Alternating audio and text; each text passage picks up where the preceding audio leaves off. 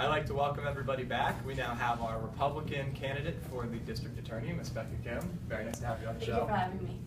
Could you tell us about the reasons for running for this office? Well, reasons I have for running for this office is while I was growing up in Amimi, I lived in some rougher parts of the city. And when I was 15 years old, my mother was mugged while walking home from work, and her body was later found in the shipyards. And later on in the investigation, we found out that the cause of death was blood force trauma to the head. And while we were in court, the DA let her killer go. So for me, the most inspiration and the drive that I have to run for this office is to keep the city safe and to make the community a better place in overall, and just a safer community for the families and the children especially. It's very sad to hear that about your mother. Could you tell me more about your family and how important your family is to you? Well, I grew up living with my mother, my father, and my brother Josh. As I said, at a young age I lost my mother, so I was growing up the rest of my life with just my father and my brother. But I grew up in Amimi my whole entire life, so I have strong ties to the city.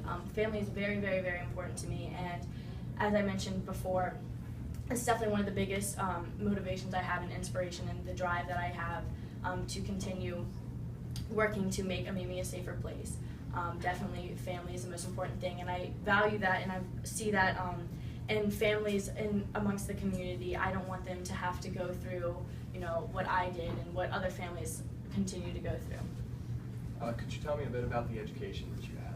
Yes, as I grew up in Amimi, I went to the high school here, and I attended Amimi University, where I double majored in political science and criminal justice, and then I continued my education at Stanford University, where I received my master's in law, specializing in criminology.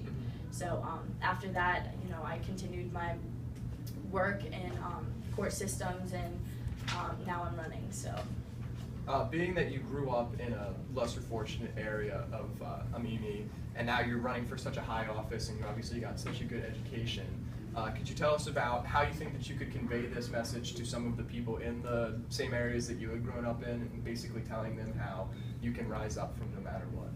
I definitely think that I can be seen as somewhat of an example set for children who are less privileged growing up and who live in rougher parts of the area. Growing up under those circumstances, it never crossed my mind that I could, rise up to where I am now and to even obtain the education that I did going to Stanford University. And I think that that can be used as an example that, as long as you have motivation and drive and you're determined to make a difference, you can do whatever you set your mind to. Can you tell me about some of the changes that you'd like to make to the area? The major change that I would like to make to this area is taking care of the gang involvement that we have and cutting that down where it is, because as you see, once teens especially get involved in gangs and gang wars become more prevalent in our area, the crime rate just escalates enormously. So that's definitely the major thing that I want to focus on and attack. How often do you see gangs being a problem? Is it basically the number one thing that you think needs to be fixed, and is something that wasn't necessarily addressed as well by the incumbent? Definitely. I think that the amount of gangs that we have and the gang involvement we have and the crime rates that are bred by that definitely needs to be attended to more carefully than it has been, and that is definitely the major thing that I want to focus on if I am elected. Do you think you have the new ideas necessary in order to beat the incumbent? Most definitely. I think that far too few improvements have been made to the city. The crime rates continue to escalate in spite of the incumbent's efforts to control these increases, and we need strong, decisive leadership in order to attack the problems at hand, the crime rates, and the poverty that breeds it. And I think that change is much needed, and new ideas are necessary in order to fix the city, and that's what I'm here for. I'm here to offer the new ideas and to make new changes in order to make the community a safer place. Is there anything else that you would want your viewers to know before we finish up the interview? I would definitely like the voters to know that I'm here for the people, and I will listen to the voters, and I will make decisions on their behalf.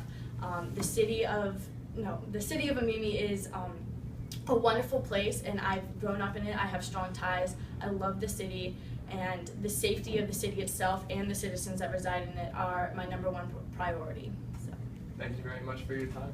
Thank you so much for having me. That concludes our program for today. When we come back, we're going to be looking at our directors of public services as well as our mayors.